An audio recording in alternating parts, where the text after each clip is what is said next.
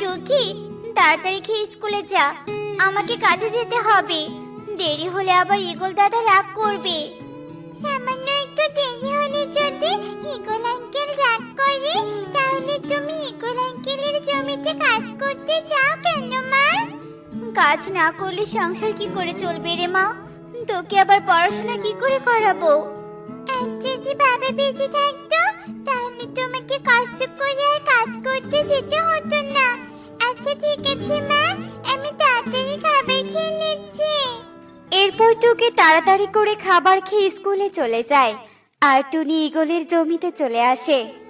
টুনি, আজ দেরি করে কাজে আসলি কেন?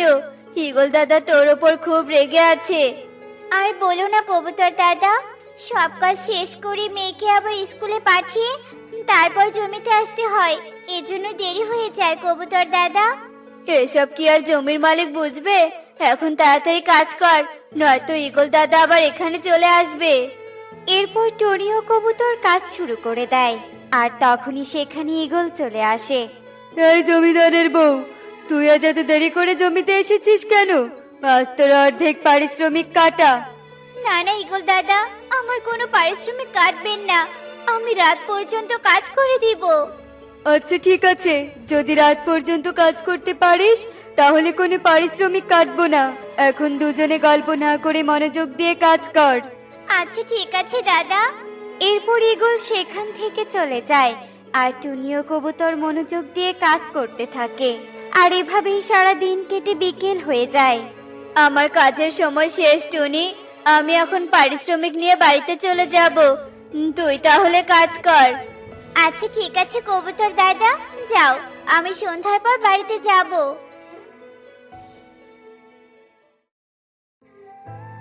আরে ওটা তো পেয়ারা চারা, আমি বরং পেয়ারা চারাটা বাড়িতে নিয়ে যাই। এই চারাটা বড় হলে গাছে অনেক পেয়ারা ধরবে, তখন মাকে কষ্ট করে আর অন্যের জমিতে কাজ করতে হবে না। এসব বলে টুকি পেয়ারা চারাটা নিয়ে বাড়িতে চলে আসে, আর তাদের উঠানের এক কোণে চারাটা পুঁতে দেয়। আর এভাবে বিকেল গড়িয়ে সন্ধ্যা নেমে আসে। একি সন্ধ্যা হয়ে গেছে, তবু মা এখনো বাড়িতে আসছে না কেন? মায়ের আবার কোনো বিপদ হলো না তো? কিন্তু আমি তো সন্ধ্যাবেলা জমিতে যেতেও পারবো না। মা বলেছে ছোট ছানারা বাইরে বের হলে শিয়াল ছানাদেরকে নাকি ধরে নিয়ে যায়। টুকি এসব বলে টুনির জন্য চিন্তা করতে থাকে, আর এদিকে টুনি কাজ শেষ করে ঈগলের বাড়িতে চলে যায়। ঈগল দাদা, ঈগল দাদা, বাড়িতে আছো? আমি জমির কাজ শেষ করে এসেছি, এবার তাড়াতাড়ি পারিশ্রমিকটা দিয়ে দাও, আমাকে আবার বাজারে যেতে হবে। এই কি, তুই এখনই টাকা নিতে এসেছিস কেন? তোর না রাত পর্যন্ত কাজ করার কথা ছিল? এখন তো শুধু সন্ধ্যা হয়েছে, রাত নামতে তো অনেক দেরি আছে। ঈগল দাদা, আমি যতক্ষণ সময় দেরি করে এসেছি ততক্ষণ সময় তো পার হয়ে গেছে, আর আমি কাজও শেষ করে ফেলেছি। চুপ কর, আমার সাথে চালাকি করার চেষ্টা করে কোনো লাভ নেই। আমি তোকে কোনো টাকা দিতে পারবো না। এখন আমাকে বিরক্ত না করে এখান থেকে চলে যা বলছি। আর যদি সময় মতো কাজ করে আসতে পারিস তবেই কাল থেকে জমিতে আসবি। ঈগলের মুখে এমন কথা শুনে টুনি আর কিছু না বলে মন খারাপ করে সেখান থেকে বাড়িতে চলে আসে। মা, তুমি এসেছো? আমি আজ তোমার জন্য চিন্তা করছিলাম, আজ তুমি এত দেরি করে বাড়ি ফিরলে কেন মা? তারপর টুনি টুকিকে সব কথা খুলে বলে। সে কি মা, ঈগল আঙ্কেল তোমাকে টাকা দেয়নি? তাহলে আমরা রাতে কি খাবো? ঘরেও তো কোনো খাবার নেই, আবার আমার খাতা কলমও তো শেষ হয়ে গেছে। খাতা কলম ছাড়া স্কুলে গেলে তো স্যার আমাকে অনেক মারবে মা। চিন্তা করিস না মা, আমি কবুতর দাদার বাড়িতে গিয়ে তোর জন্য খাবার নিয়ে আসছি, আর কাল কাজ করে তোর খাতা কলমের ব্যবস্থা করে দিব।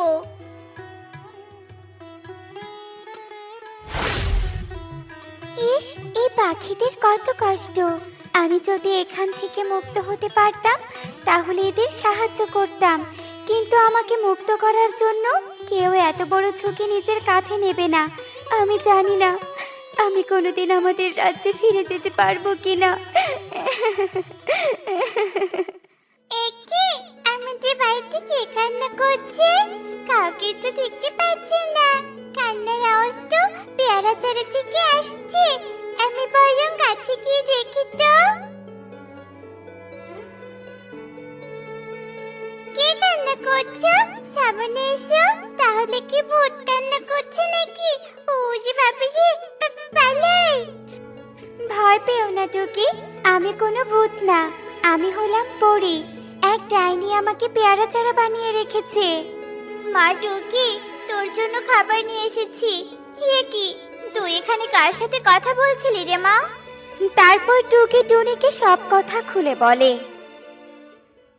পরী, ডাইনি তোমাকে এখানে কেন বন্দি করে রেখেছে? আর তোমাকে এখান থেকে মুক্তি করার কি কোনো উপায় নেই? তোমাদের জঙ্গলের ফল ছিঁড়ে ছিঁড়ে ডাইনি নষ্ট করছিল, আর আমি বাধা দিয়েছি বলে আমাকে এখানে বন্দি করে রেখেছে। তবে আমাকে মুক্ত করার কাজটা খুব কঠিন। তুমি এত কঠিন কাজ করতে পারবে না। না পারি, তবু তো চেষ্টা করব। তুমি বলো পরী, কি করে তোমাকে মুক্ত করতে পারবো? জঙ্গলের গভীরে ডাইনির সোনার ঘরে থাকে।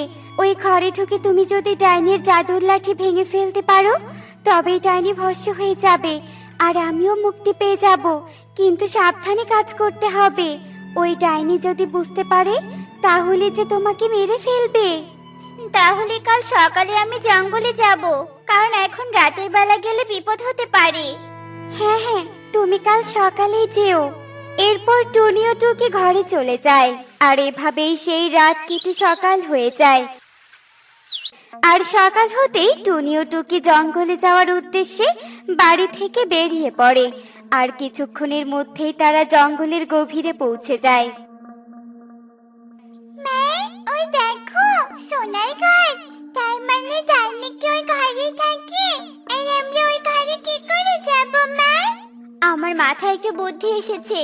আমি ডাইনির কণ্ঠ ধরে ডাইনিকে বাইরে ডাকবো, আর তুই সেই সুযোগে ঘরে ঢুকে লাঠিটা ভেঙে ফেলবি। আচ্ছা ঠিক আছে মা, তুমি তাই করো।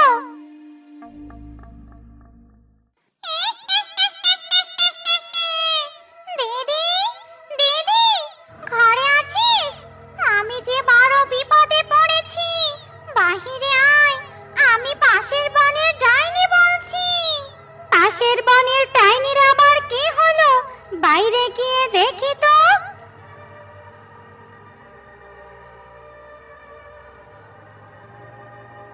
কোথায় রে ডাইনি? আমি তো তোকে দেখতে পাচ্ছি না। তাহলে কি করে সাহায্য করব? আমি ঝোপের আড়ালে পড়ে আছি দিদি। ঝোপের আড়ালে চলে আয়। এরপর ডাইনি ঝোপের দিকে চলে যায়, আর সেই সুযোগে টুকি ডাইনির ঘরে চলে যায়। ডাইনির জাদুর লাঠি যে কোথায় রেখেছে? ওই তো পেয়ে গেছি। এরপর টুকি জাদুর লাঠিটা হাতে নিয়ে ভেঙে ফেলে, আর সাথে সাথেই ডাইনির শরীর থেকে ধোঁয়া বের হতে থাকে। একই, আমার শরীর থেকে ধোঁয়া বের হচ্ছে কেন? তার মানে আমার ঘরে ঢুকে কেউ জাদুর লাঠিটা ভেঙে ফেলেছে। না না না, এ হতে পারে না। এসব বলতে বলতে ডাইনি সেখানেই ধ্বংস হয়ে যায়, আর টুনি ও টুকি সেখান থেকে তাড়াতাড়ি বাড়িতে চলে আসে। তোমরা এসেছো, আমি মুক্ত হয়ে গেছি। তোমাদের অনেক ধন্যবাদ। আজ তোমাদের জন্যই আমি মুক্তি পেলাম। এই নাও 2 হাঁড়ি স্বর্ণ মুদ্রা। এগুলো বিক্রি করলে তোমাদের অভাব কেটে যাবে। পরি, তোমাকে অনেক ধন্যবাদ আমাকে সাহায্য করার জন্য। এখন আমরা দুবেলা দুমুঠো খাবার পেট ভরে খেতে পারবো, আর আমার মেয়েকেও পড়াশোনা করাতে পারবো।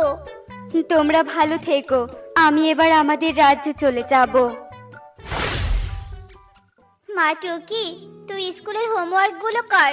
আমি স্বর্ণ মুদ্রাগুলো বিক্রি করে খাবার নিয়ে আসছি, আর বাকি টাকা দিয়ে জমি কিনে ফসল চাষ করব। তাহলে আমাদের আর অভাব থাকবে না। আচ্ছা ঠিক আছে মা। এরপর টুনি স্বর্ণ মুদ্রাগুলো নিয়ে বাজারের দিকে যেতে থাকে, আর পথে ঈগলের সাথে দেখা হয়ে যায়। কি রে টুনি, কাজে না এসে কোথায় যাচ্ছিস? আর তোর হাড়িতে কি আছে রে? আমার হাড়িতে স্বর্ণ মুদ্রা আছে। আর শোনো, তোমার জমিতে আমি কখনো কাজ করতে যাব না। স্বর্ণ মুদ্রা আবার কোথা থেকে চুরি করে নিয়ে আসলি?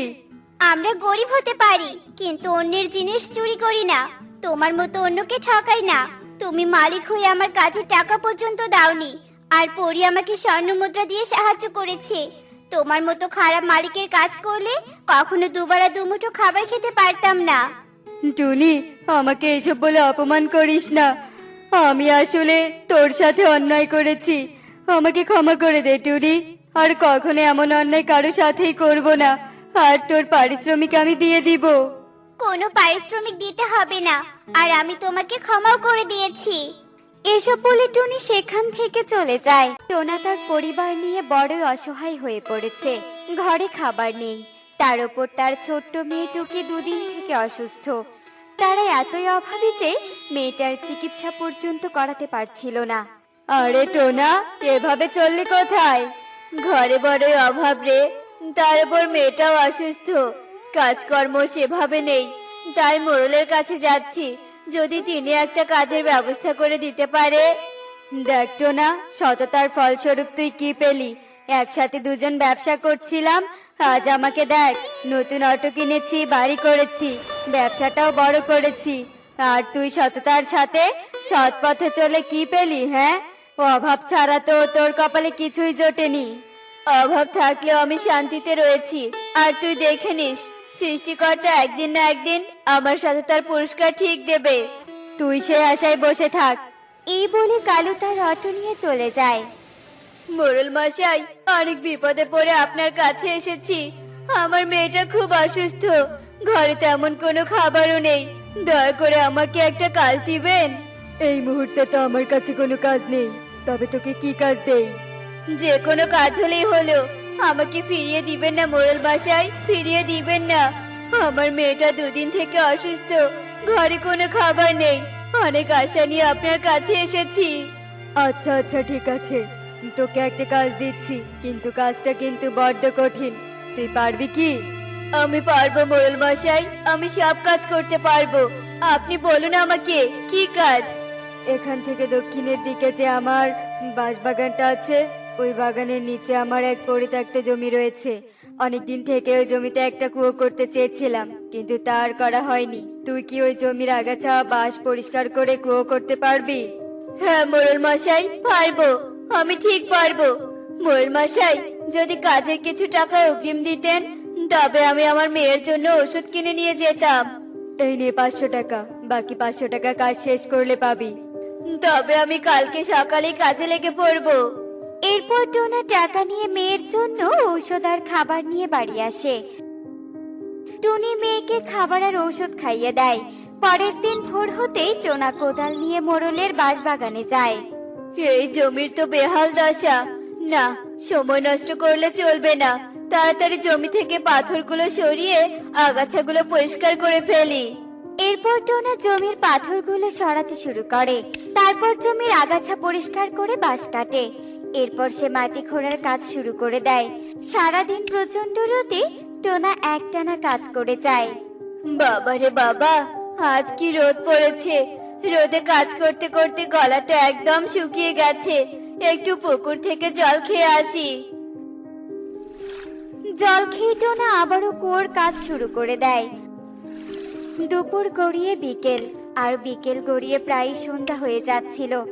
এমন সময় হঠাৎ টোনার কোদালে কিছু একটা লেগে যায়। কি হলো? কোদালে মনে হয় কিছু একটা আটকে গেছে।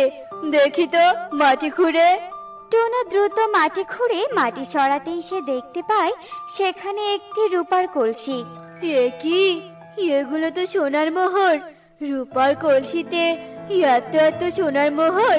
এগুলো নিশ্চয়ই জমিদার আমলের সম্পত্তি। মোড়ল মশাইয়ের বাপদাদারা তো জমিদার ছিল, জমিটাও তো মোড়ল মশাইয়ের। তবে তো ওই কলসির সব মোহর মোড়ল মশাইয়ের।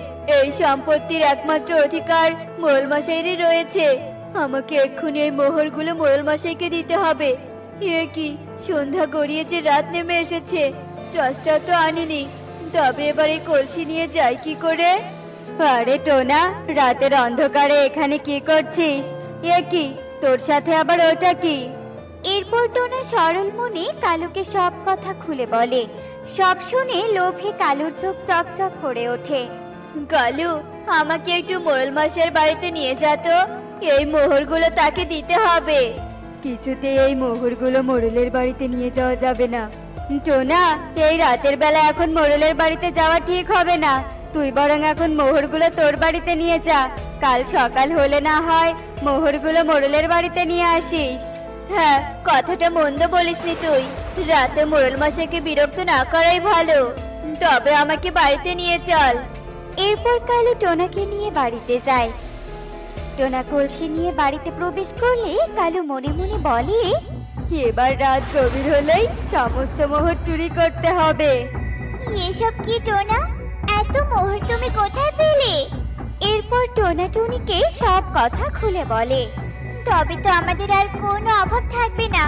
এসব মোহর আমাদের হবে, আমরা ধনী হয়ে যাব। না টুনি, এই মোহরের উপর আমাদের কোনো অধিকার নেই। আর এত লোক ভালো নয়। এগুলো মোড়ল মশাইয়ের সম্পত্তি, তাই এগুলোর একমাত্র মালিক তিনি। আমি এগুলো সকালে তার কাছে দিয়ে আসবো। তোমার এই সততার জন্য সারা জীবন আমাদের গরিব হয়ে থাকতে হবে। এই বলে রেগে টুনি সেখান থেকে চলে যায়। রাত গভীর হতেই টোনাটুনি যখন গভীর নিদ্রায়, তখন কালু চুপি চুপি তাদের বাড়িতে আসে। এবারে সব মোহর আমার হবে। এই মোহরগুলো চুরি করে নিয়ে যাই, আর কিছু মোহর এখানে লুকিয়ে রাখি, যাতে পরে সবটা জানাজানি হলে দোষটা যেন টোনার ওপরেই পড়ে। এরপর কালু কিছু মোহর টোনার ঘরে থাকা এক ছোট্ট বাক্সে লুকিয়ে রাখে। এরপর কালু রূপার কলসি নিয়ে চলে যায়। পরের দিন সকাল হতেই টোনা ঘরে কলসি না দেখে অবাক হয়ে যায়।